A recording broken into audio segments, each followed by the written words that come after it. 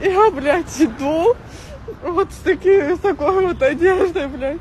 Тут, блядь, трое пацанов проходят, и один долбоёб из них говорит: ах, какие сосочки, блядь.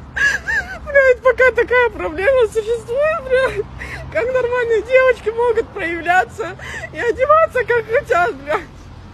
Йоу, на меня напали из-за моих сосков. В общем, я вышла в таком вот топе, с таким вот луком. Иду по улице, никого не трогаю, и тут напротив меня проходят 3 парня, и один из них выкрикивает в мою сторону: ах, какие сосочки. Начал выкрикивать в сторону, останавливать их и разбираться с этим. Для особо умных скажу, что это было насилие своего рода. Какое насилие? Сладшейминг. Это когда критикуют девушек касательно их сексуальности, внешнего вида и поведения. В случаях никогда нельзя молчать. Представьте, сколько девушек, подростков повредили свою психику из-за таких высказываний. После таких высказываний они идут домой, закрываются в себе, ненавидят свое тело и свой внешний вид. Если кто-то из вас тоже подвергался к сладшеймингу, я буду рада, если вы поделитесь